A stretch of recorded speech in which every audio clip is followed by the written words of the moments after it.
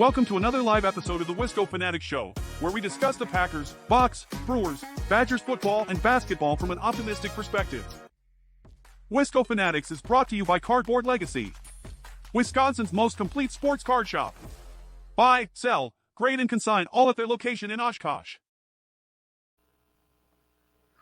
Welcome back. Another Wisco Fanatics Wednesday. As you could see on the graphic for our opening trailer now, we have Cardboard Legacy as a sponsor for 2024. We are very thankful for them.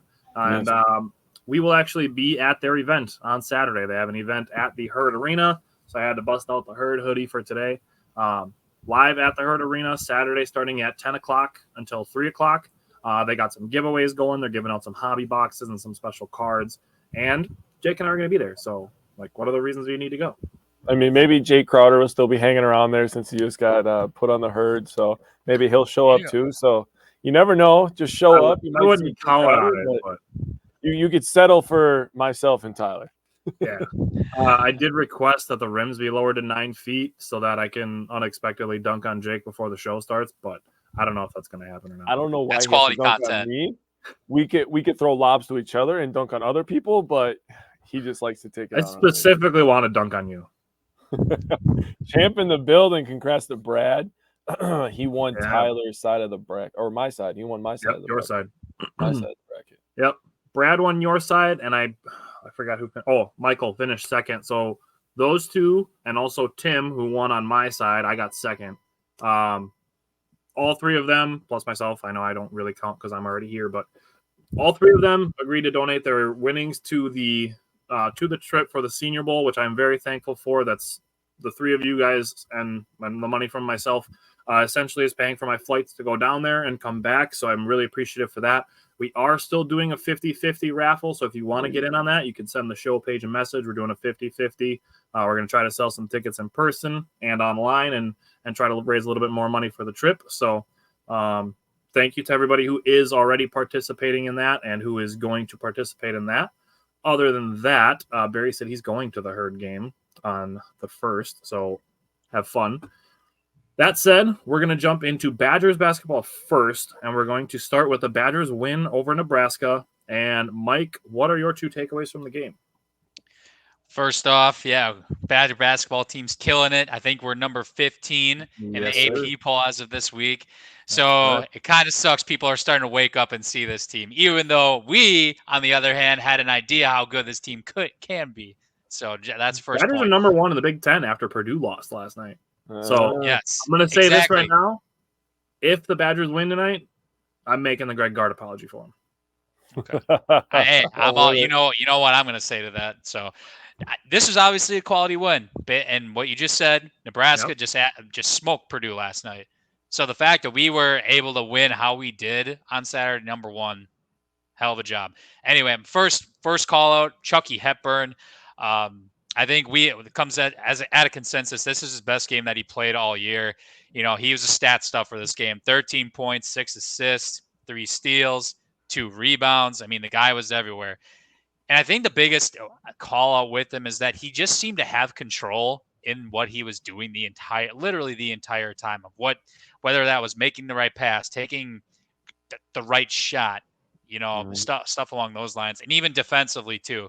And we got him with 3 steals. So just a strong sense of super crazy move too, where he faked the pass and did the Euro step. That was dirty.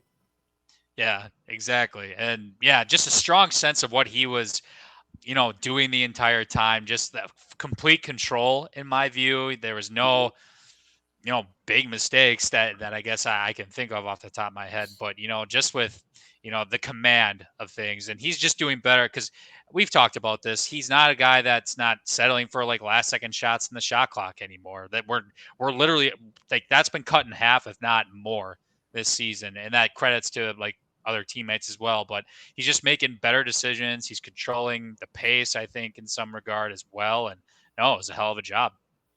Yeah, that's what Brad said in the comments. His first takeaway would be pace. Did you have a second one, right? Yeah. So it was a 3-point shooting. So we finally saw, and this is kind of what I envisioned of what this team could look like with the additional pieces that we have and what we already have. So the Badgers made 12, 13? Yeah, 8 different players made threes in this game, which is absolutely insane. I think it was 13 to 26 total. So 8 different players. That's the most, and the 13 total is the most we've had since this 2021 season. Yep. Can you guess which game I'm talking about off the top of your head? Oh, God. That was Micah Potter was on the team. Brad Davison. It was during COVID, and it was at the end. It was towards the end of the year. Michigan State. It was North Carolina. So remember that COVID game at Oh. Purdue when everyone was just eating that game. Like Brad Davison went off, Micah Potter went off. Those are the 2 guys off the top of my head that canned a bunch of threes. But that was the last time the Badgers got 13 threes in a game. So that's insane, actually.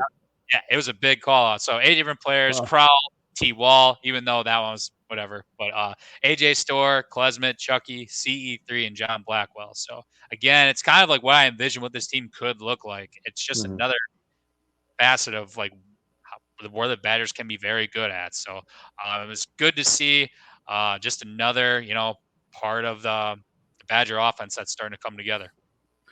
So I'm going to go next, actually, because you're talking about three-point shooting ties in really well with my second takeaway, which is balanced scoring. So you already mentioned the three-point shooting. The Badgers were 13 of 26, 50% on threes. That's crazy. Yeah, I'll take anything over 35 in a college game.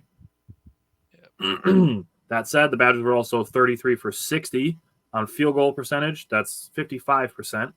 And they were 9 of 13 at the line, which isn't great. It's 69.2%, so it's nice. But it's not nice. but looking at like a triple slash, 55%, 50%, just shy of 70%, that is really, really balanced scoring and really efficient scoring at all 3 levels. So they're scoring at the rim, mid-range, and three-pointers. Brad is getting ahead to my next one. My second takeaway is Connor Essegian. So Connor Essegian came in, he just started splashing instantly started splashing. I'll say I think this is the most comfortable that he's looked all season. 100%. By far. And that led to his shot looking more comfortable. Mm-hmm. Like when that first one went in, it was like, okay, here we go. This is like what we've been, he was kind of hunting his shot, to be honest with you. And they were running plays for him too. Yeah. They were setting down screens for him. They were getting him to the corner to try to get him shots. So with that, the thing that I noticed and the reason that I instantly put him on my list of takeaways to talk about is because I saw effort from Connor Essegian on the defensive end. That's why I wanted to talk about him, even more so than his three-point shooting, because that we expect from him. Mm-hmm. Where we need to see growth from Connor Essegian is defense, and I saw the effort. Mm-hmm. So the effort is there defensively in the Nebraska game. I'm really going to be watching to see if it goes forward, that it continues. And then he was asked about it after the game, about his effort. His quote was, "Whatever the team needs, I'm there." So all this Connor Essegian is going to transfer out nonsense, just stop it. He just needed to get healthy, and he needed to apply himself on defense, and now he's back in the rotation. Yep. That's it. Exactly. Jake, what 2 things stood out to you from this game? So first of all, I'm going to pat myself on the back since nobody else is going to. But I'm going to go to Brad's first comment. He said, my first takeaway would be pace. We go back to last week, and we say goals from Jake. Play faster. That's a good thing. It looked good. And then go to Brad's next comment. Good to see a smile on CE3 face, right? What was my next goal? Give Connor some minutes. I'm a fucking smart guy, I got to tell you. So now that I got that off my chest, Jordan's over here. He's giving some predictions for Friday. Sunday. Your score prediction is very close to mine. I'll be completely honest with you. Ooh. You have to wait till Friday night to hear it, though. Damn. So my takeaways were the bench, and for a couple reasons. So Mike already mentioned that the Badgers were number 21 facing Nebraska, right? By the way, we did the Nebraska what Nebraska did to Purdue. So just think of the potential of this Badgers team. Yeah. They're literally the oh my exact God, same yes. score. you look at the bench, and with Connor, giving effort on defense as Tyler broke down, shooting NBA range threes, and just being a difference maker off the bench with Blackwell, I think this duo together, if consistency is held, can make the Badgers easily a top 10 team in the country. Yes. That is what I want wanted to ceiling wise. So you go through the starters, right? Hepburn, he's a dog on defense. He's a playmaker. He's always looking to get his guys involved. Crowell, when he's aggressive, he's very good. When Crowell is aggressive, he's very good. Tyler Wall is Tyler Wall. If there's a Mr. Consistency on this team, it's Tyler Wall. AJ Storr, that guy has so much potential, it's ridiculous. Mm-hmm. Seriously, he could score from everywhere. He had a disgusting mid-range where he almost traveled, and then he canned it, and I was like, oh boy, this guy's good. And then Klesmit, the guy just gives you effort, right? So then when you add in Connor and Blackwell, the dynamic duo, I'm going to call them, Blackwell can score in a lot of ways. And when Connor Season is stretching out the defense, the Badgers are really hard to stop. Yeah. So my one after that is transition defense, basically. So Nebraska, I talked about pace a lot last week. Nebraska likes to get up and down. They have a very high pace. They're at about 72 possessions per game. So for the Badgers to hold them to 11 fast break points, I mean, I know we only had 4, but to hold Nebraska, who likes to get out and run and get their shooters open looks, to hold them to 11, I thought that was fantastic. The Badgers have this mindset, and I heard this quote a long time ago. My uncle might have told me this, but it's come with your defense and let your offense catch up. The Badgers have always hung their hat on defense. So getting back and defending the rim, the Bucks could take some notes on this. We're going to get into them in a little bit. But getting back and stopping transition, that's a big key in today's game. So kudos to them. I just wanted to point that out, that I think that the Badgers defense is as elite as it possibly can be. It's as elite as it's ever been. You think about, you're going to see 72 points. You're going to be like, no way. But I actually looked some stuff up, right? In basketball, there's just more scoring. Like, Tyler, I've talked to you about this. I was looking up the top scorers in the NBA, right? You go just 10 years ago when the Golden State Warriors run started. They were the number 1 scoring team at 110 points per game, right? The lowest scoring team in the league this year is 110 points per game. Is it really? Wow. Yes. That's the wild. The lowest scoring team would have been the highest scoring team by decimal points. They actually scored more than the Warriors. They would have been the highest scoring team in the league 10 years ago. Yeah. Wow. Yeah, Brad Saban's retiring. Brad put the news in there. I wanted to use it to transition to talk a little bit about college football. What? Yeah, that's a thing that's happening. Oh! Retiring. We gotta face Alabama with no Saban. Yes. Oh man. I saw crazy. the D coordinator. They got rid of the D coordinator, but holy crap, that is. So now there's another transfer portal, right? How many of those guys are going to leave because they came there for Saban? Holy crap. I don't think he would leave him in the dark on that. I don't know, man. I've heard a lot of bad stuff about Saban. I don't know. I don't know the exact number on what guys can do for transfers after a coach leaves. I want to say it's like 2 weeks. If I'm not mistaken. There's got to be a grace period. I think it's like 10 days to 2 weeks. It's somewhere around there. Nick Saban is retiring. You know what? Yeah, and I just want to say congratulations to him, man. Clearly one of the best college football coaches of all time. Yeah, I mean, for him 100%. To build up Alabama to what it was, they were the devil to a lot of people for a long time. LSU, winning natty titles at 2 different schools. LSU, Alabama. I know that was a while ago, but I mean, still, that's very, very impressive. For him, that just speaks to his greatness, man. For him to be that relevant for that long, really. Yeah. Wow, congrats to him. And thanks for the breaking news, Brad. You got to put breaking news in capital letters next time. If you can, put the red siren emoji on it. Right. Let me know something's coming in hot. Are we sure Saban's not ducking us next year? Are we sure about that? Oh, wow. He's ducking Camp Randall. At Camp Randall at night, hopefully. You know what? He saw Ricardo Holman's coming back. He said, yeah, right. I'm out. Yeah, that is I'm just official, saying. by the way, for anybody wondering. Ricardo Holman Yes. officially announced that he is coming back for next season. That was a sick ass graphic too.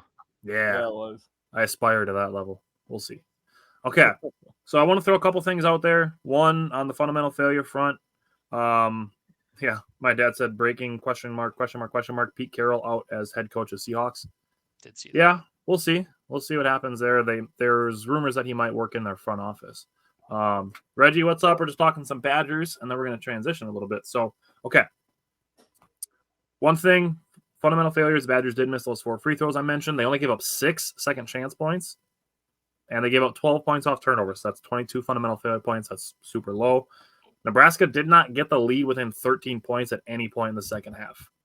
That was wild. At no point did they threaten the Badgers with single digits. Yeah, Saban is retiring. That's true. Okay. Ooh.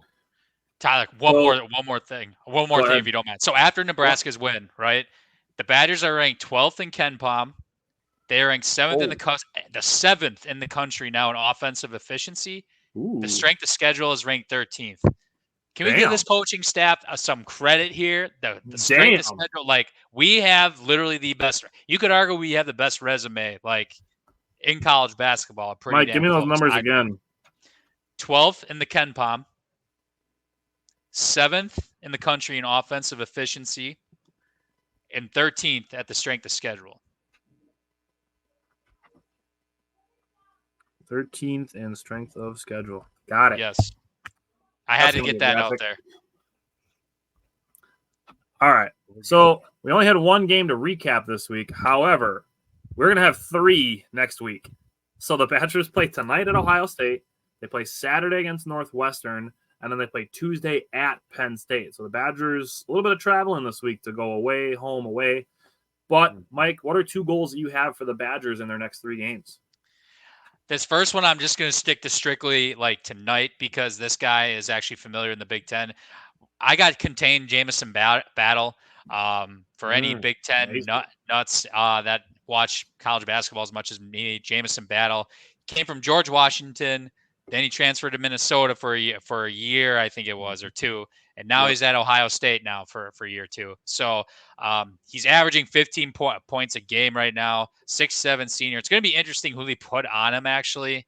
I don't know if I would put A.J. Storr on him. They might put Tyler Wall, is my guess, I guess, if I had to pinpoint it, because Ohio State's not that big. So I'm thinking that Tyler Wall is going to get the job of guarding Battle. That was my first thought, too.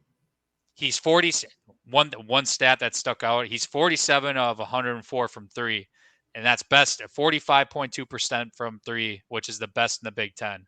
Nice. So, and he does play. He has an inside-out game too. So he's definitely one of the top tier players in the Big Ten. He makes the engine go, I think, for Ohio State, and we've actually done historically pretty well against him in games past for the most part. So it's going to be interesting just to keep him in check, and who's going to be guarding him. My guess is going to be Tyler Wall. So, and then the second goal, I guess we're 5-5 with Ohio State in the last 10 meetings too, with the most recent meeting coming in an embarrassing loss last year in the Big Ten tournament. So I think we got a little, I don't want to say revenge in our minds tonight, but I mean, that would be in the back of my head going to this place. I still remember like the fact that they made that game even close was wild. Yeah. That they were down 25 and they got it within 5. Like that was crazy. Yeah. Obviously don't get down 25, but it was fun when they were coming back. Yeah. It was we're probably not going to make probably not going to make the tournament anyway, but hey, great ride. But and then fun. The second goal is, we just need to keep feeding off of each other, similar to how the Nebraska game was. We saw how good this team can be, whether that's with balanced scoring or 3-point shooting, right? So we just got to keep feeding off each other. I know it's very blunt, kind of what I said, but again, we got 8 different players that, hit a 3-point shot. We got guys that can do it. I believe Steven Krall too. I want to call this out. I believe he's 12 at 17 from the 3-point range this year. That sounds right. Believe it or not, you can fact check that, but it's pretty close. That sounds right. So he's, he keeps getting better and better too. And he's another guy that was making just all the correct decisions last Saturday. He didn't have, the most points 9 points, 7 rebounds. That's still damn near a double-double, right? But How we've many were seen him score offensive? more. We have 1 offensive board, Oh, okay. 6 defensive ones, but still good, nevertheless. So, it's just, whatever the matchups are, we have, 8 to 9 dudes that can, go to work for us. So just keep feeding off of each other, whether that's in the paint or from 3. Just, find the guy who's hot and, go to work. Reggie brought up Marquette losing. There was a lot of top 10 teams losing last week. Last night. I mean, Purdue Yeah. and Houston, who lost to Iowa State. Yeah. Didn't Houston's not undefeated anymore? Yeah. No, they lost to Iowa State last night. I was like, I think Kansas lost this week. I know Villanova lost this week. It's been kind of a crazy week. And if it benefits the Badgers, that's great. But I won't tolerate Marquette slander because I still am a fan of Marquette. That said, Brad said keep the smile on Connor Essegian. Jake, what are your 2 goals for the next 3 games? My first goal is to let the bench duo cook. I really think that they elevate this team to new heights that we haven't seen in quite a long time, maybe 10 years, maybe since that 2014, 2015 team.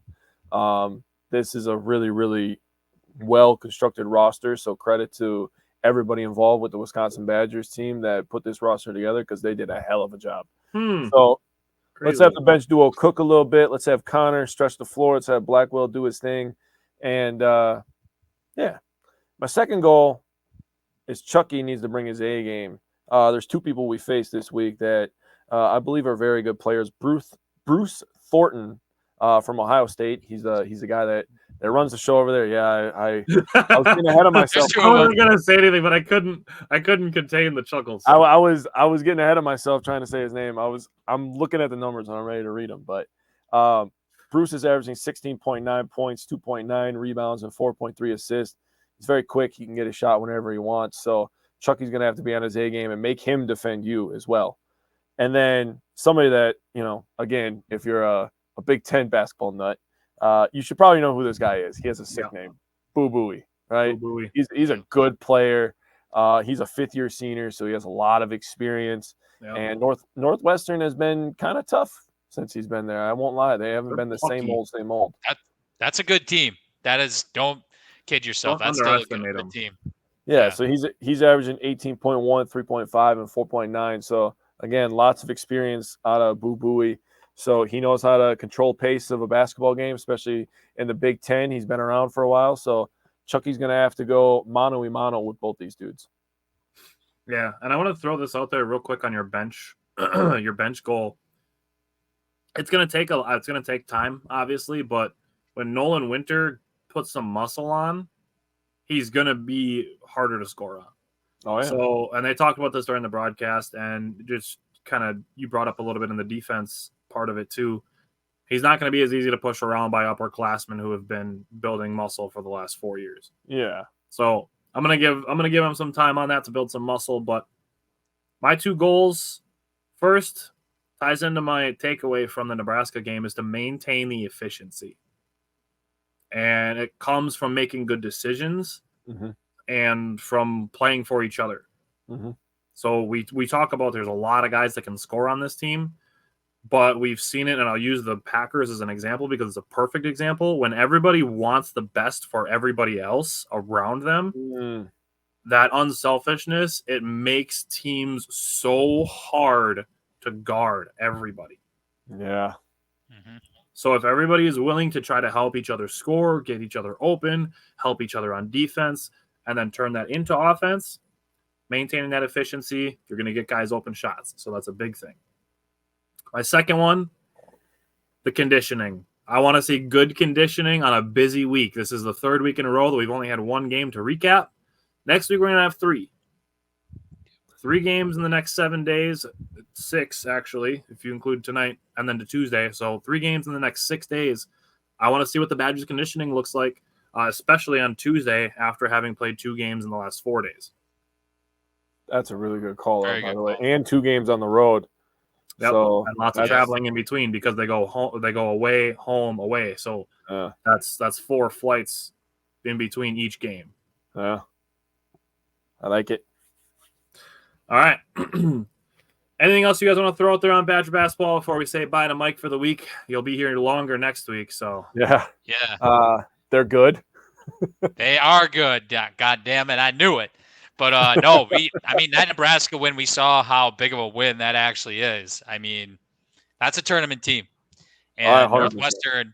Northwestern is a tournament team. Ohio State, they're still trying to get that first Big Ten win, but they were damn close against Indiana and Penn State. So I'm not ruling them out of being a tournament team yet either. So it's definitely going to be some solid basketball that we're going to need to play down the stretch. But I will say every game is beatable for sure for the Badgers. sure. Hell, everybody on our Big Ten schedule is beatable in my view. Call me biased all you want, but we saw Purdue. They've had 2 conference losses already. So it's wide open, but I think this sets us up for a hell of an opportunity to put us up 2 games overall in the Big Ten starting tonight.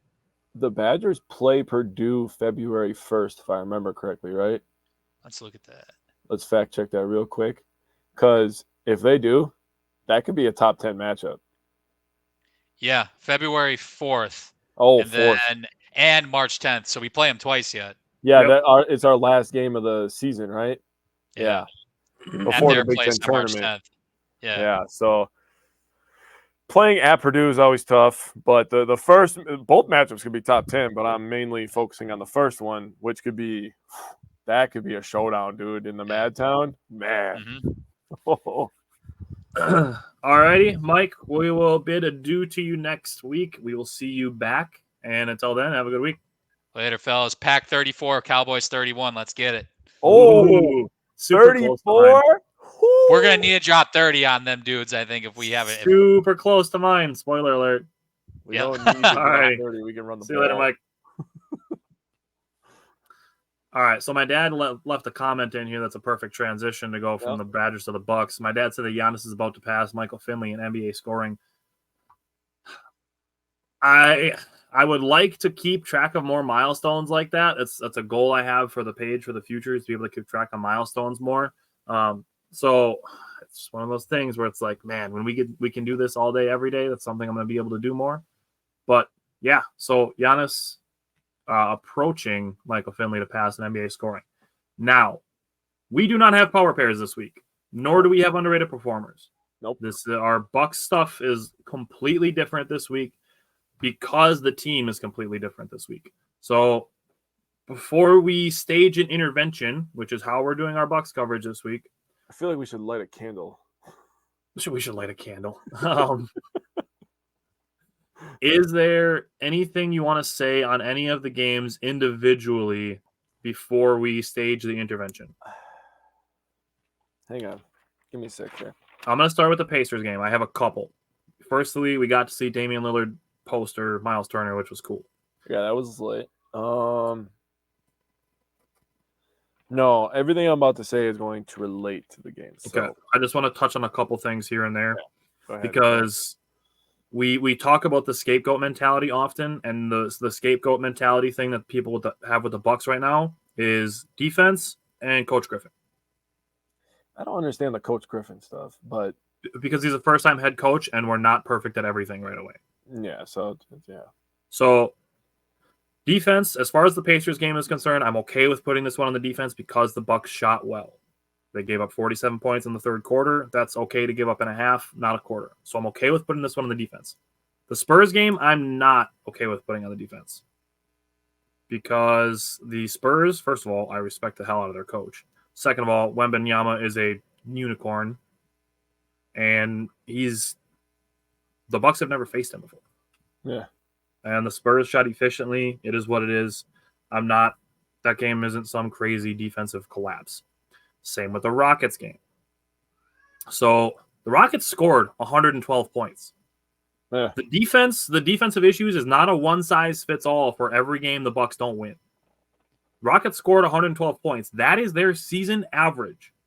To me, this game is more about poor shooting. They shot 26.5% from three, and 29 of 42, 69% at the free throw line. And they lost by 4 points. This is not some catastrophic defensive collapse. This game was a bad shooting game. There's a tale of two halves, especially. What's that? Yeah. Sorry. I really wanted to say nice during the free throw shooting, but seeing that we lost such a close game, we left so many opportunities at the free throw line, it's that one hurts. Yeah, I get it. So just looking first half, second half. First half, the Bucks got outscored 63-43. The Bucks shot 39.5% on field goals, 23.5% on the three-point line, and 69.2% at the free throw line.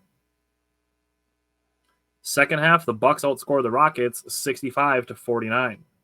They shot 52.6% on field goals, still 29.4% on threes, and 69% at the free throw line again. So they were better in the second half, but like Giannis said, Coach Griffin said, just too little too late, basically. Yep. So, again, the Rockets scored 112 points. That's not some crazy defensive collapse.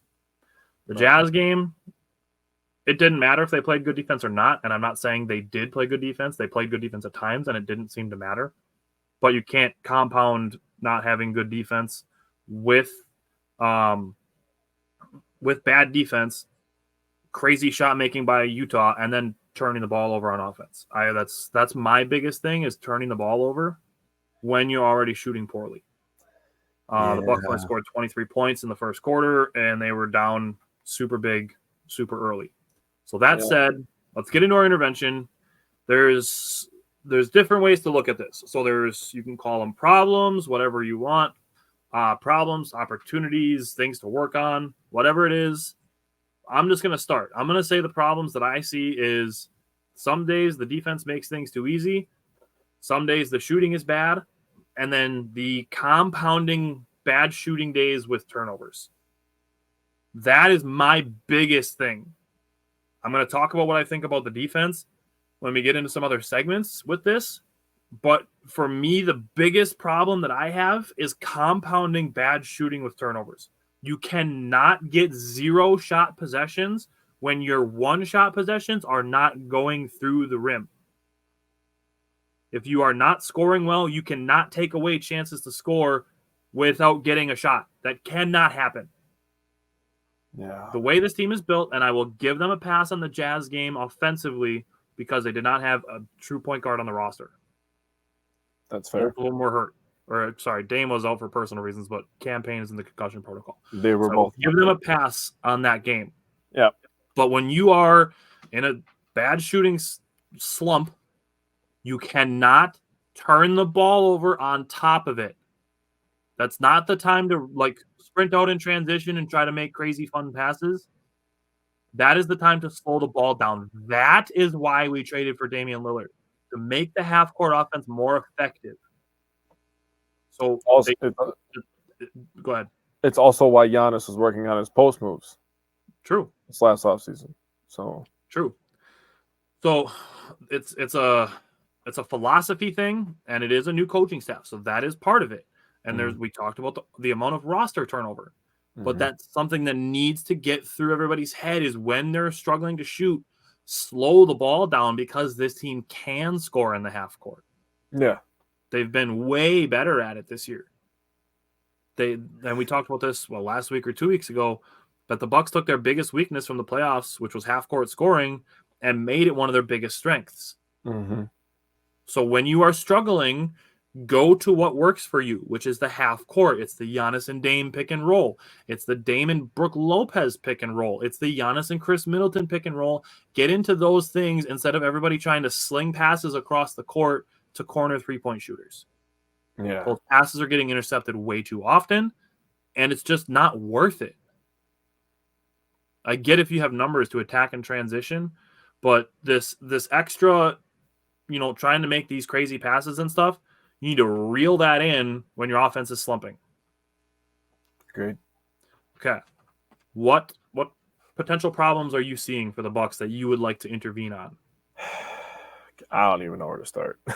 The first thing I'm going to say is the points in the paint, dude. That honestly, that's like in football missed tackles for you, right? That gets to you. To me, points in the paint is what really gets to me, man. And, we've seen it in the past where they've given up a million three-pointers, right? And it seems like certain players play really good against the Bucks, and that's the thing. Certain players play good against every team, right? But the thing that you can't have is giving up layups. And, it goes back to your point about compounding problems, right? So when the Bucks are pressing on offense and they're turning the ball over, they're giving up easy transition points, and it adds to this points per game. The Bucks are tied for 20, or they're not tied with this one. They're 25th in the league and points in the paint at 53.6. You're giving up 53 points. No wonder you're giving up games of 130 and 140. You're giving teams an average of 50 points in the paint. That's not even including free throws and three-pointers. Yeah. And, Brad, I'm going to get into that. So when we transition from points in the paint to fast break transition, you like that? Nice. I really expected a better reaction from you. Bucks average 13.2 points per game themselves on offense in transition. That's 21st in the league. They give up 15 points per game in transition. So that doesn't mean just in the paint, but giving up the 15 fast break points and then giving up the 53 points in the paint, that's 78 points. That's too many already. And then if you get into how well the Jazz shot the three ball, right? It was over by halftime. So that's what my dad said too. Hearing Marcus Johnson talk about the game when it was just not going at all for the Bucks, and it was just every time the Jazz shot a three, it felt like it was going in. Yeah, it was. They felt like they were in a layup line when they were shooting threes. That's what it felt like for a little bit. And Young Bull was going crazy. He had 3 straight in the first half. He was cooking us, but again, we had no true point guard. So you're going against people out of position. But basketball's kind of positionless now. But and I'm talking about fast break here. And you think about two teams that have kind of been a thorn in our side for this year and a couple of years, and that's Indiana and Toronto. Guess what they rank in fast break points? 1 and 2, first and second. Toronto is first at 17.8. Indiana is second at 17.7. So the really big Achilles heel for the Bucks, the two biggest things in my opinion on defense, are points in the paint and transition. Transition, you can cut that down. That's easy to get rid of. Yeah. A little bit of effort, get your ass back on defense. Yep. And take good shots so they have to take it out of the bottom of the net instead of just giving them the damn ball so they get 3-on-2s, 3-on-1s, 4-on-3s. You get what I'm trying to say? Yep. And I understand that we're not going to be perfect. Now, I'm not saying that we have to be. And I'm not angry, and I don't think the season is over. I'm not one of those people. These are definitely fixable problems, right?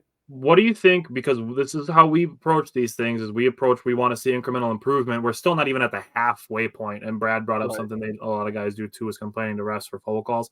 That gives teams 5-on-4 a bunch of times. I agree. We should look at these numbers, and whether it's a post or a graphic, is look at these numbers where they are, and week to week try to set goals, whether it be to reduce from the transition points allowed from 15 to 13.5 between now and next Wednesday, something like that. I think that's something we should try to do, to maybe try to visualize some of the potential improvements that this team can make. I agree, man. But here's the thing another thing that I came up with, right? So I went through the Bucks field goal percentages on certain shots, right? Mm-hmm. The Bucks field goal percentage on twos, they're actually second in the league on 2-point shot attempts, which you wouldn't believe me if you watched the first Boston Celtics matchup, by the way, because they missed so many layups in that game. It was it was gross. And then you look at the frequency in which they're shooting the 2-pointers, they're 25th. So the efficiency there is amazing. You go to the 3-pointer, they're 8th in the NBA at 3-point field goal percentage at 37.9. And then you go at the frequency that they're shooting them, that's 41.9. That's the 6th most. So the Bucks, that's almost perfect. Really, they're taking good shots. They're making a lot of their shots clearly. The thing about the transition defense is, A, what Brad's talking about, stop complaining to the refs. Yep. B, a lot of times, first of all, let's call a spade, right? Brook Lopez is not very fast. So when he's camping out on the 3-point line, especially if he's in the corner, and Giannis is driving to the rim and he gets knocked down, he doesn't get a call, you're getting a 5-on-3.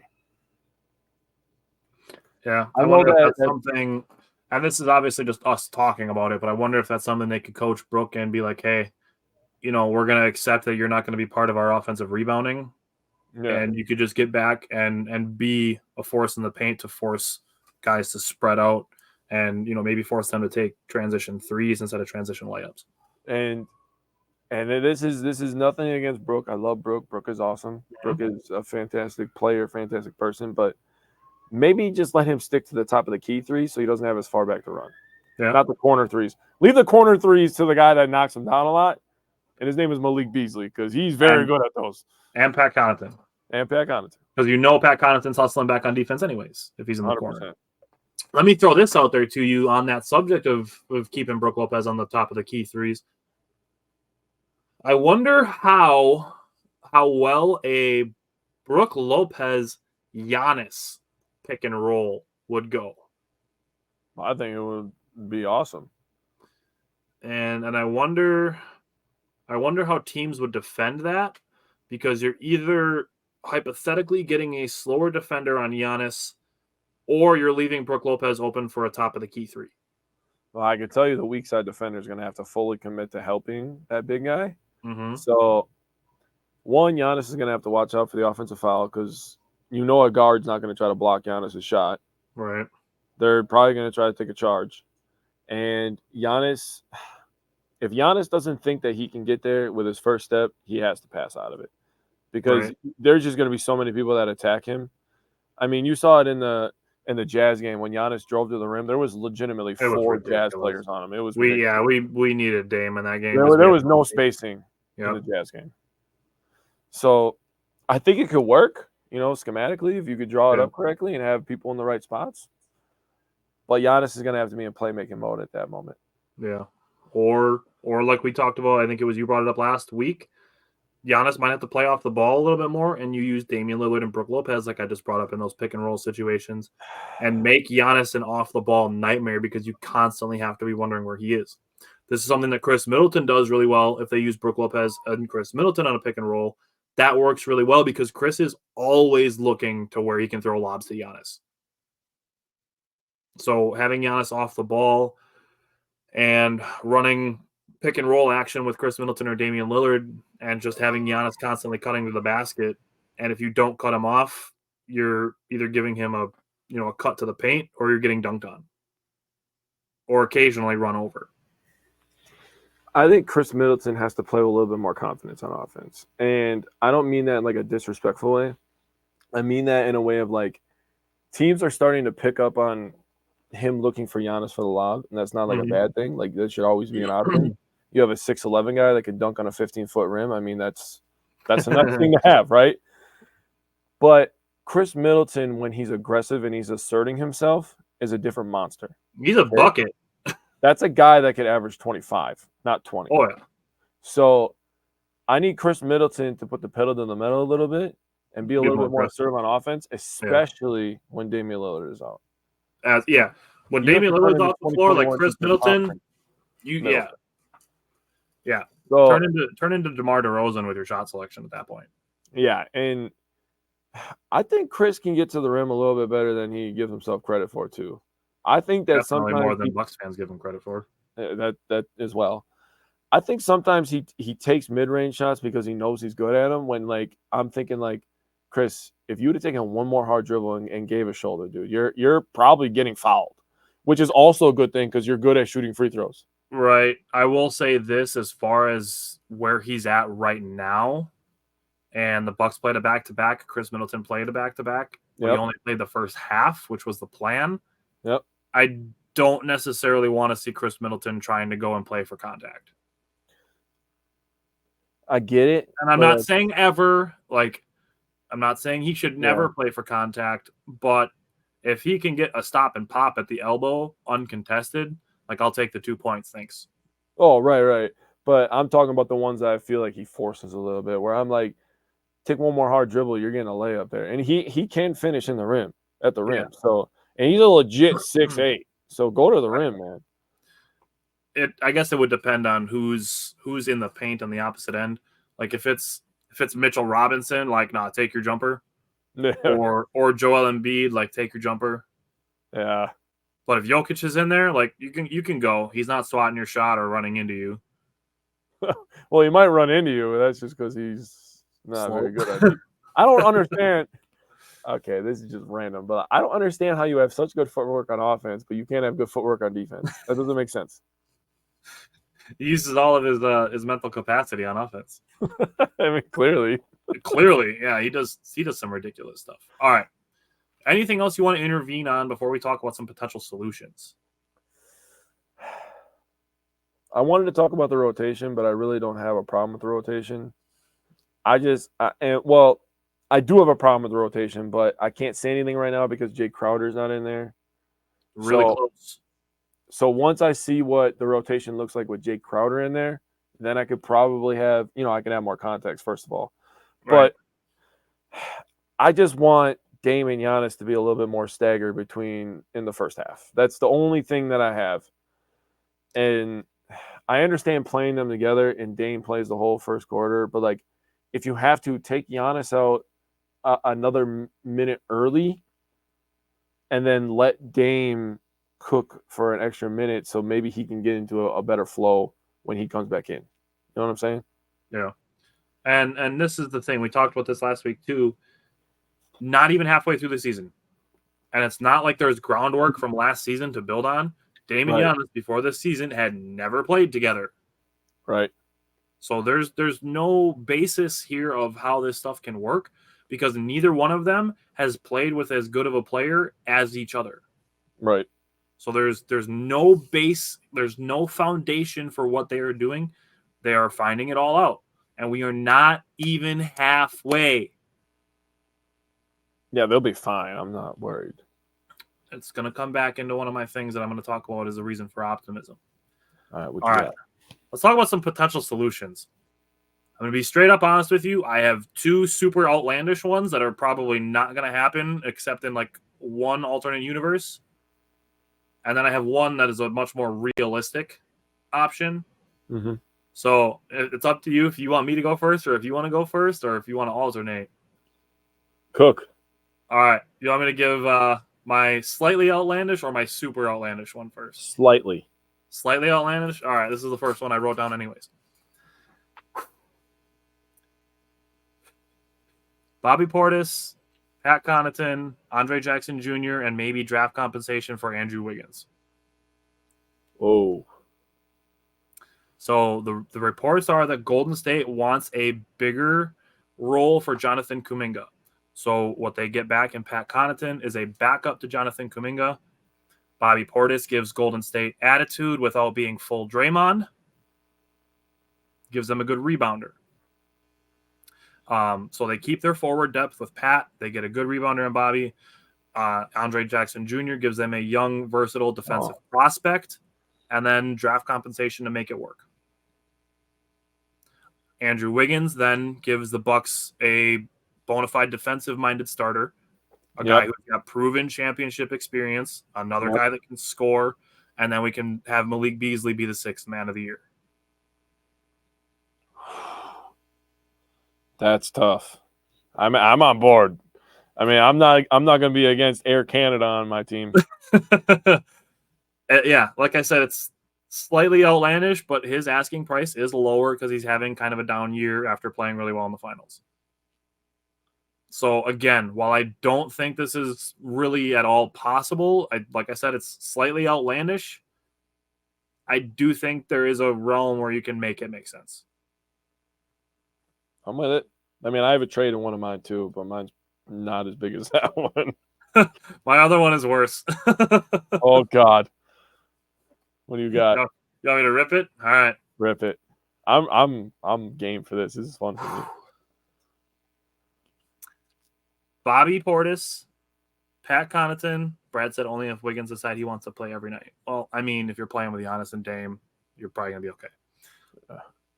My second one, Bobby Portis, Pat Connaughton, and anything else it takes for DeJounte Murray and Wesley Matthews. I've been hearing about Murray. Oh, that's tough, man. Oh, you just have another guy that takes mid-range. You're He can probably do going to three. hate me for this. You're probably going to hate me for this. But if you have Murray, you have no need for Chris Middleton. Well, I mean, it's something where you can transition it into the future if Chris Middleton retires in 2 or 3 years. But here's my thing. So DeJounte Murray, money-wise, is affordable. We need to squeeze basically any remaining assets out to get him, assuming someone else doesn't offer a bunch of first-round picks for him. Yep. Bobby Portis gives the Hawks a cheaper Clint Capella so that they could then buy him out and save themselves some money next year. And the other part of this deal is, yes, I want Wesley Matthews back in this deal.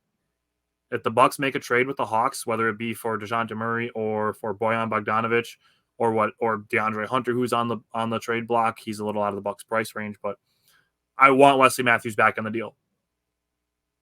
I want his defensive hard-mindedness back on the Bucks. Yeah. I don't care that he's 37. I don't care that he's going to have some nights where he shoots like over 3 on threes and gets beat on defense a couple times. I do not care. Wesley Matthews, when he's locked in, is a great guard defender. I'm not against it. I am not against it at all. Okay. Those are my two outlandish ones. My last one is a little more realistic, and it involves more of the buyout market or a smaller trade. So my last one is to find a wing defender and a backup point guard. So yeah. You know I'm on board with that one. the names that I'm monitoring now, Aaron Holiday and Reggie Bullock, who are kind of out of the Rockets rotation. Royce O'Neal, noted Bucks killer for the Nets, should they decide that they're not going to try to compete. Derrick Rose, who should absolutely be on the Bucks' radar because the Grizzlies now are going to be without Ja Morant for the rest of the year. Yep. So the Grizzlies are pretty much ready to tank because they have no Ja and no Steven Adams. So they're not going to be delusional to think that they're going to compete without those two. Yep. So Derrick Rose should absolutely be on the Bucks' radar. Chris Dunn, potentially an option from Utah. His stats are pretty similar to Campaign's, so I don't know that there's really a big gain there. Josh Okogie, he's a guy who's not going to give you a ton of offense, but he's a defensive guy. And he's kind of out of the rotation in Phoenix. Yeah. Because of Grayson Allen. Exactly. And then the last one is just monitoring anybody that the Pistons buy out, whether it be Alec Burks, Bojan Bogdanovic, sorry. Anybody that the Pistons buy out except for Killian Hayes, because he might be the worst player in the NBA. I don't know. Isaiah Stewart's pretty trash, dude. I'm going to be honest. That's fair. And people give us shit for Thanasis. Yeah, right. I'd easily rather have Thanasis than those two. But yeah, so my last potential solution is find a wing defender and a backup point guard probably on the buyout market. Yeah, so I have a wing defender and a point guard for a trade, but my first one is one that every Bucks fan is going to get on board with. He talked about that we have dogs. They just didn't know how to be dogs. My first one is bring PJ home, dude. You want to change defensive mentality? It starts with a guy that lives and breathes defensive mentality. A guy that is always on 100, a guy that is on site. It's on site with PJ Tucker, dude. I want PJ Tucker back in the Bucks uniform. I think that he could. There's a lot of things that he could do. First of all, there's the camaraderie with the guys, right? I mean, they won a championship together, so think about that close knit, right? I think he could help fix Bobby Portis. Bobby Portis is in a funk. Bobby Portis and PJ Tucker, they seem like they're boys. I think that they can fix each other. Plus, he's a very smart guy. You don't have limited athleticism like PJ Tucker and survive in the NBA without being super fucking smart. Yeah, that's fair. Also, having him in one corner, wide the hell open, with Beasley in the other corner, because he's going to make it. I mean, You want to talk about spacing? You imagine PJ Tucker doing the Beasley shimmy? He would be caught dead doing that. He would never do that. He would never do that, bro. Never in his life. So my next one actually happened with the Grizzlies as well. As soon as I saw the John Morant thing, I was like, oh, yeah. So this one's actually my craziest one, but I'm going to say it right now. The Bucks go full chaotic mode, and we take Marcus Smart as he's looking for revenge against the Boston Celtics. Oh, I love that idea. The Boston Celtics revenge part. I've actually written an article about this, that it does make sense. And now without John Morant, if they can free themselves some money to potentially bring somebody in next year, I mean, I'd love to see it happen. It would honestly. They brought in Marcus Smart for one reason, right? Because John Morant's not guarding anybody. Let's be honest. Right. I'm not saying he's not trying, but he's an offensive superstar. Yeah, okay? They needed a wing defender. So they brought him in because, okay, when we get to the playoffs and we need somebody to guard the best ball handler on the other team, that's Marcus Smart, right? Yep. The Bucks are a ball handler defender needy team, right? They're in the exact same spot. Yeah, so getting a Marcus Smart when he was literally the heart and soul of that Boston Celtics team, for them to get rid of him, to see him in a Bucks uniform against Drew Holiday in a Celtics uniform, that would be weird. Except we got Damian Lillard too. We did. We got Damian Lillard. So, man, I want the Marcus Smart thing to happen just because that's like that's almost like reality TV-ish in a way. Yeah. But it would be like real life, like real life, not like that staged reality TV stuff. That would be insane. My next one, this guy might be the second best on-ball defender in the league, but he can guard bigger guys. His name is Matisse Thybulle. Yeah, that's a good one. I've written about him actually in the past too. He's just over there in Portland, dude. Just waiting to be traded for. He's just locking people up, and nobody knows about it because he's all the way over there, and nobody watches their games because they're terrible, and they don't have Damian Lillard anymore. So, what the hell? I really, and I brought this up earlier. I really wanted to talk about bringing Brogdon home and seeing if we could like fix that relationship. I put Brogdon in question marks down here because I really personally think that, and you agreed, I think that he would be the perfect backup point guard for this team. Absolutely. You talk about a guy that can get the troops together. Him and Bobby Portis, a Brogdon and Bobby Portis pick and roll would be disgusting. That'd be fun. That would be so gross. He could have his number 13 back. I don't care. Like, just give it to him back. But Marcus Smart seems like the more likely. So let's get Thybulle. Let's get Marcus Smart. Let's bring PJ Tucker home. We got some on-ball defenders, and then we still have Dame, Giannis, Brook Lopez, and Chris Middleton. Now you have all of the fittings for a team that could match up with Boston and win the title. Because now, I'll be honest, when I was looking at the field goal percentages, do you know that Boston takes the most threes in the league? They literally are the epitome of live by the three, die by the three. Because they have the seventh highest percentage on three-pointers. So they take the most into the seventh highest percentage, but they don't take that many two-pointers. They literally just score in transition and score threes. That's what they do. Okay. So you get a Marcus Smart who's, smart with the ball. You tell Giannis to slow down a little bit, and that's the thing I was going to talk about with Giannis and Dame, taking the ball out of Giannis's hands. It's hard to take the ball out of his hands because he grabs so many damn defensive rebounds. And then he calls his own number. So you're not going to tell Giannis not to call his own number. I'll tell you that. In transition, I'm totally fine with it. It's right in their half court or on an inbound. Right. That's Damian Lillard's job. I 100% agree with that. Okay. So this said, the interventions, the potential solutions, I'm going to be honest with you, it was not hard for me to find reasons to still be optimistic for this season. All right. So let me just say this. The Bucks offense is carrying. The Bucks are number 7 in point margin with a bad defense. They're giving up a lot of points, which just means that to still be top 10 in margin is just that their offense is carrying. Brogdon Brad, I get hating Marcus Smart's antics. I think if you take him out of Boston, that maybe changes because we've seen it with Grant Williams. Yeah. Grant Williams, I love Dallas Mavericks Grant Williams. Me too. Boston Celtics Grant Williams is really annoying. Yeah, it's that jersey, man. It might be. It's the jersey for sure. So getting him out of Boston, I think, could change that. Now, the Bucks allow 119.9 points per game. That's a lot. However, where they're currently ranked, if they just allowed 6 fewer points a game, just 6, talking 2 threes or 3 twos, 6 points, they'd be in the top 14 in the league. Wow. And we'd be having a much different conversation, and there'd probably be a lot more, or probably a lot less complaining. Just a 6-point difference. Yeah. Any given night, that fluctuates. That can easily fluctuate. That's the difference between 120 and 114.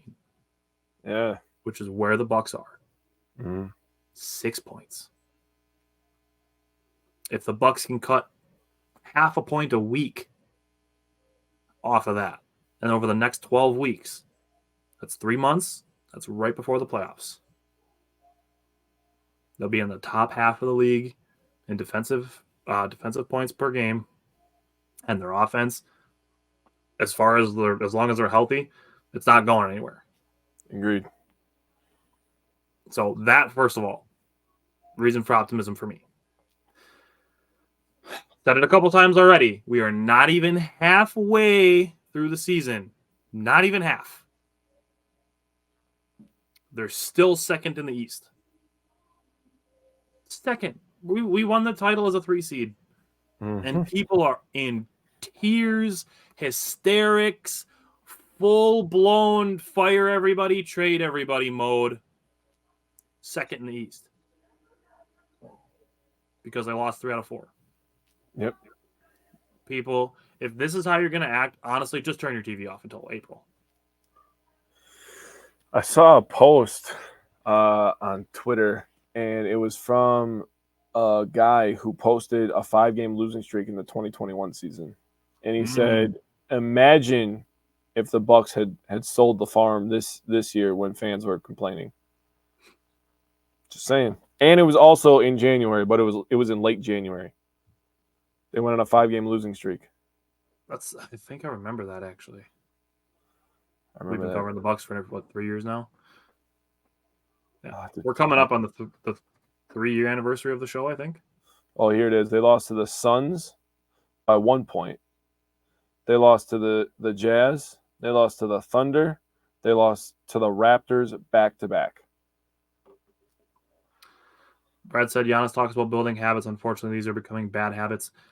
I don't think that's the case. I don't think they're building bad habits because if you look game to game to game, it's not the same exact things that are happening every game. So I don't buy it. I don't buy it that it's the same thing every single game. It's not just like, one team is attacking this and then the next team does it and the next team does it and the next team does it. They're not losing games in the same way. I don't think there's a blanket thing that you can put and say this is why the Bucks have 12 losses. Right. It's not like when you talk about football, like, oh, the Bears suck at passing, so like let's just stop the run, right? It's not like that. Like, yeah. I think the Bucks, like you said, you could just look back at this last week, dude. Like, seriously, look back at this last week. Like, they lost to the Pacers because 7 players on the Pacers scored in double figures. So they allowed balanced scoring from the Pacers, right? Mm-hmm. And then you go to the Rockets game, they only gave up 112 points. So the offense really was the reason that was the letdown for that game. I agree. And we talked about missing Dame and even Campaign in the Jazz game because it hurts the offense. Yeah. And obviously the defensive effort wasn't great in that game. But like I said, I'm not buying this one fix and the Bucks are perfect mentality notion that a lot of fans have. And Brad, I'm not saying that's you specifically, but there's a lot of it in groups and on Twitter that it's just, if we make this one change, and we talked about this with Mike Spofford about the Packers too, that if we just make this one change, that everything will be perfect. And that's not the case. Yeah. And I get that if you take the other perspective and go, oh my God, that means we have so many things to fix. We're not even halfway. there are still what? They've played 37, so there's still 42, 47 games to go. Yeah. 45. 45 games to go. 45. Yeah. 45 games to go. You just got to be patient. You're probably not going to like to hear it, and if it offends you, it means it's about you. You got to be patient. Bottom line. Yep. Now, the last two things that I'll say on having some optimism for this is there are other teams with similar problems that are in much worse spots than the Bucks are. And the two that immediately come to mind are LA and Phoenix. The Lakers, I should say, the LA Lakers and Phoenix. Those LA. two are both teams that are expected to be like title contending teams, and they are, yeah. And Brad, like I said, I wasn't saying it was you specifically, but I'm saying people got to have some patience. But the Lakers, they might be firing their coach, but they've had him for 2.5 years. The Suns, what the hell is going on in Phoenix? They don't have a point guard. We said that. But they're floating around 500 with Bradley Beal, Devin Booker, and Kevin Durant on their roster. They literally thought they were going to get rid of a point guard and play with no point guard, and they were going to be okay. Like, I understand that basketball is positionless, but you still need somebody that passes the freaking ball. Yeah. Yeah. If they would have Chris Paul with those options, that team would be disgusting. Yeah, that would be. You could tell, Chris Paul, you have to score 6 points per game, but you can have 17 assists. Yeah. He would gladly sign up for that because that's what he's good at. And you know what else they did? They exchanged Monty Williams for Frank Vogel. Yeah, that was a bad call. Not that I think that Monty Williams is like a complete game changer, but he's a better coach than Frank Vogel. He brought them to the finals more recently than Frank Vogel did with the Lakers in the bubble. It's true. I'd rather have Monty Williams than Frank Vogel. Oh, I would too. Obviously, the Pistons decided that their money was better spent there to make Monty Williams the highest paid coach in the NBA. Mm-hmm. Last thing. So you brought up Boston. Boston is humming. To their credit, they're playing super well. Their fit looks well with Drew and Porzingis being in there with Jaylen Brown and Jason Tatum. The fit looks good. That team, they're waiting for the playoffs to start. The Bucks have been that team since they won the championship. They've been waiting for the playoffs to start. Yep. And you get to the playoffs, and then it's just like, okay, the playoffs are here, and it's a second round, and a guy gets hurt, and we're out, and a first round, we're out. I am actually glad that the Bucks are in a situation where they have things to work on instead of just waiting for the playoffs. Because we've seen the Bucks absolutely destroy teams this season. And this team can get better. Boston, in my opinion, they're pretty close to their peak. Yep. The Bucks, not even close to as good as they can be. We've seen flashes of it. But this Bucks team can be insane. And we've got a very small sample size what this team looks like with a guy like Jay Crowder, who, when he got hurt, was shooting over 50% on threes and was often the first guy off the bench. Yeah. So for me, I'm optimistic because the Bucks have things they can work on over the next 45 games to get better. I like that. I like that they have things to work on during these regular season games because as their record shows, they're going to be in the playoffs. So that's not really an issue. They're not fighting for a playoff spot, but they're going to be fighting to go deeper into the playoffs. And now they have these 45 games to work on the things that are going to help them go deeper. I take optimism from that. So, Jake, you have some reasons to be optimistic about the rest of the season? I have two. Okay. Okay. The first one is a Greek. His name is Giannis. Oh, I thought you were going with Thanasis. All right. I mean, that's a great choice as well. If you can't look at this Bucks roster, if you can't look at a photo of Giannis, if you can't watch a highlight video of Giannis and find a reason to be optimistic, you got problems. Not everybody else has that, okay? We have that. We have a guy that could put up 60. We have a guy that can grab 20 rebounds. We have a guy that can have 25, 5, 5, 5 steals, 5 blocks, 5 assists. I mean, we have a unicorn. He was Wemby before Wemby. Wemby's just supersized. So that's my first reason. My second reason, and I mean this with everything in my body, it's the fans. Okay? We've seen the fans show up for this team. We've seen the support the fans in this state of these teams can give our teams. Did you watch that game on Sunday? I was there. That stadium was loud. We were screaming. We were chanting for the defense. We were pumped up. We were giving them energy. Did you see the finals in Milwaukee? Man. That was insane. That was a scene out of a movie, dude. There was 60,000 people in the streets for a basketball game. Let's be those fans because this team needs us. Yeah. Did you guys forget what it was like to win 15 games? I'm going to be real blunt. That fucking sucks. Yeah. That's hard. And you know what? We're real. We were fans. We were there. We were at the games. We were We there, were watching baby Giannis. We were seeing the first mean mugs. And we watched him grow into the monster that he is today. We got to be those fans. Okay? Because that's what this team needs right now. And we have Damian fucking Lillard on our team. Yeah. We're the Milwaukee Bucks. We have championship DNA. Yep. And we are championship fans. So let's act like it, okay? Yeah. Yeah. When I wrote down fans, man, it just got me pumped, man. Because I know that we can be better. Yeah. Don't take your online persona and put it out there as the real you. Because that's not really you. I promise you that. Yeah. When I talk online, I talk like I am now. I love my team. And I'm passionate about my team. But there's ways to go about it. Yeah. You don't have to tear everything down after every loss. That's not how this works. What are we doing right now? We skipped recaps in favor of doing things differently because obviously we are the optimistic show. But we are here showing you can be realistic and optimistic. You can do both. You don't have to say that somebody's optimistic and your response is to be like, well, I'm realistic when you're just being a dick. And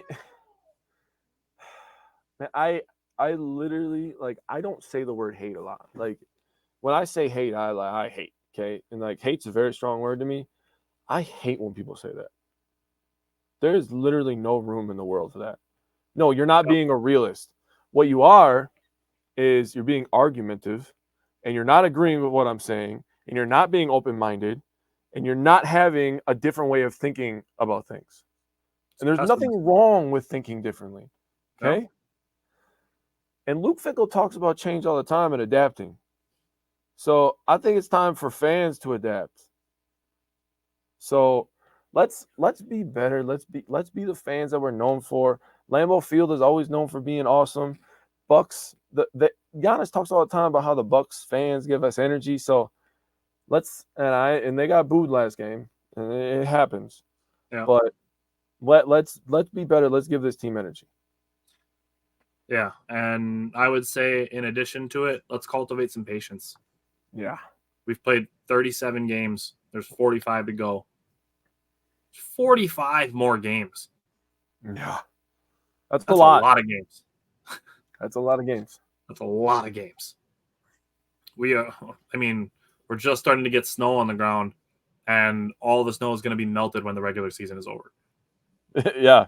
We're going to go through the snow season, which feels like forever. That's how far away the end of the regular season is. Yeah, and Steve, we're trying to change this. Steve said he finds that the number of people that choose to be miserable is growing in society. We're trying to change that. We're agents for the opposite. And it's not like we're forcing optimism on people, but seriously, when it comes to the roller coaster of the up and down, is to be able to feel the ups, but remain level in the lows. So that when things aren't going great, that you can pull yourself out of it and be like, okay, this sucks, but what's a different way that I can look at it? That it's not just going to be like, oh my God, everything is awful, and I want it to go tell other people that this is awful so that they'll agree with me, so that I know I'm not feeling awful alone. That's the misery loves company aspect of it. And we kind of we need to throw a wrench in that, because it's true. Like, the misery loves company thing is true. People, they want to be able to be negative, go online and post about it and have other people agree with them because it gives them validation. We will not do that. We will not give that negative validation. We will give the positive validation, and we do. Like, we respond to almost every single comment that people put on any of our work. But when it comes to negativity, we will call people out and we'll say it couldn't possibly be that the other team has good players, or it couldn't possibly be that this just didn't work out the way they planned it, or things like that, or it couldn't possibly be that the team has opportunities to improve, or things like that. It doesn't always have to just be like, this team sucks, trade this guy should be forced into retirement, and we should fire the coach. You know, there's a lot of people, and Steve, you just brought up like a really, really touchy subject in my brain that I think about all the time, because I work with a lot of people that literally choose to be miserable every day. We go to the same place at the same time. We all do the same jobs. And I'm not saying that I wake up with a smile on my face, because I don't know many people that wake up with a smile on their face at 4 a.m. It's hard to do. But for you to have the same mindset that you had at 4 a.m, at 2 p.m, you're telling me that there's nothing in your life that you're happy about? There's nothing in your life that you're excited about? Like, people are literally just miserable. And they take that mindset from their daily life and they put it into sports.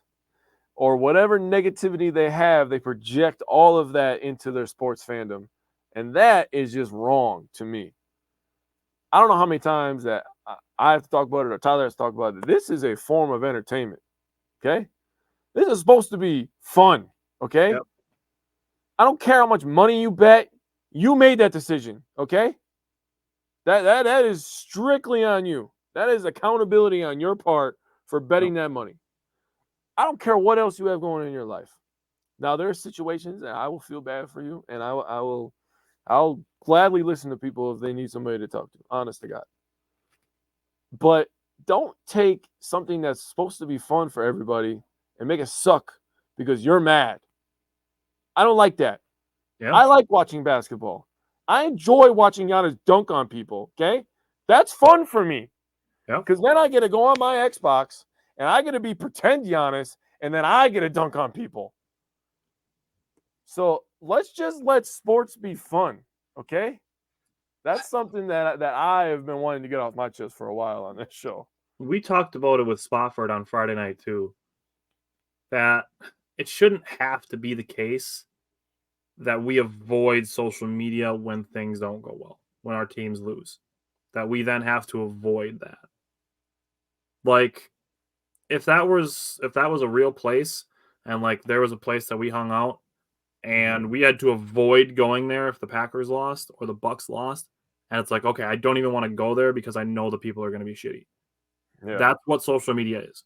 That we can't even like try to go on to Facebook, Twitter, TikTok, Instagram, whatever it may be, and interact with people, because it's just a stream where, and I've brought this up previously on different shows, that on average, it's 8 or 9 negative posts to every one positive. And we wonder why the people in the world are so depressed all the time.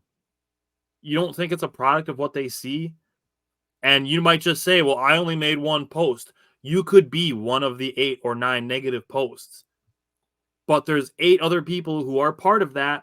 And now somebody has just scrolled through and seen fire, trade this guy, this sucks, this team won't win a championship, and be like, hey, it's not a big deal. The season's only halfway over. And to not think that majority is going to control the one. Like, people aren't just going to see one positive post and be like, okay, yes, it is okay. When the last 7 things they just scrolled past were all people just crying because they can't be patient and watch for things to improve steadily, that they just want it to be perfect all at once. in the middle of the season, in the middle of January. The finals are played in June. They want everything to be perfect in the middle of January, or they want the new coach fired 35 games into his first season. What? Tyler, I'm going to pose a question to you, and this is going to be rhetorical. But when are people going to learn? Look at the 2020 Wisconsin Badger basketball team.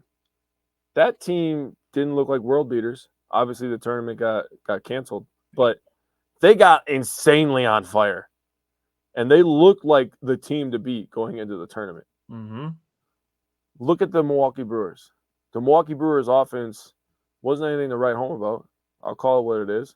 Mm-hmm. But going into the playoffs, they were 100% on fire. They won the division. They were looking great. Look at the Green Bay Packers. 2-5. Yeah. You want to talk about people crying? My God. How many deleted tweets? I wish I could see all the deleted tweets that people had about Jordan Love. I really severely do. About Goot, about the wide receivers. I wish I could see all those deleted tweets, dude. Yep. Because there would be some freaking doozies. And now all of them are the biggest fans. All of them are going to be rocking number 10 jerseys. All of them are singing to the high heavens that Goot is the best GM in the North. When are people going to learn? And by the way, I'd like to say with a championship, but that's already happened. True. But by the way, the correlation that I'm making, the direct correlation I'm making between the Bucks and the Packers, 2-5 is not even halfway through the season. True. It's very true. Where are the Bucks right now? Yeah. And you know what? The Bucks are in a much better position than the Packers were. Yeah. Yeah. The Bucks are the equivalent of what, like 5-2? Yeah. And you know what? They have the second best player in the NBA and the second best point guard in the NBA. Did we just freaking forget who they are? When are people going to learn? You got to zoom out. You got to zoom out. That's what it comes down to. You can't hinge so high and so low on every single game. And it's worse, honestly, and I don't have anybody to single out for this, and nor would I, but there are people who will literally, even when the things go well, to try to find negative takeaways. Cut that shit out. That's not good for anybody. Just seriously work on just completely weeding that out of your life, because that's not going to serve you any good anytime ever. So, the Bucks have an opportunity. They play Boston tomorrow night at home. They play Saturday against Golden State at home, and then they play Sacramento on Sunday. So the Bucks play tomorrow, and then Saturday and Sunday. I'm going to say the Bucks go 2-1. I'm going to say they lose that Sacramento game. It's the second half of a back-to-back. Sacramento is kind of a young, plucky team. On the second half of a back-to-back, I'll say Sacramento gets that one. But I'm really looking for the Bucks to make a statement tomorrow night. Tomorrow is where men get made. Boys turn to men tomorrow. I will stand on that hill. I think the Bucks come out tomorrow. They play inspired basketball. So I'm thinking they're going to win tomorrow. I mean, if we could have the refs that the Lakers had against the Raptors, that'd be cool. Yeah. That was bad. I'm going to say 2-1 as well. Golden State's not the same. They're, I was looking at a lot of numbers this week, and man, they are just all over the board inconsistently. Yeah, I'm going to say no point guard. They have 2 point guards. Yeah, for real. Well, not anymore because Chris Paul's hurt. Yeah, but still, he's not out for the season. He's like 6 weeks, I think. Yeah, so I'll say 2-1 as well. They beat Boston, makes them go on a little run. I will leave a little caveat though. If they beat Boston, that could jumpstart some shit, dude. Yeah. I expect a playoff atmosphere tomorrow night, honestly. Yeah. Be good fans. They need you. Yeah. All right. That said, hopefully next week we can be back to just having some regular recap conversation. I do think that this type of intervention was necessary, and hopefully people enjoyed us having a little bit of a different discussion. We want to show you can be optimistic and realistic. Mm-hmm. You can be both. So that's what we're here to do. Other than that, Jake, is there anything else you want to say before we sign off until Friday night? See you Friday night. And hopefully see you in person on Saturday. And Saturday as well. Yes, sir. So we will be at the Cardboard Legacy event on Saturday. You can see us there at the Herd Arena. So other than that, I will see you Friday night to talk about the Packers. Take care, bro. Have a good night. Thanks, everybody, for watching and commenting along.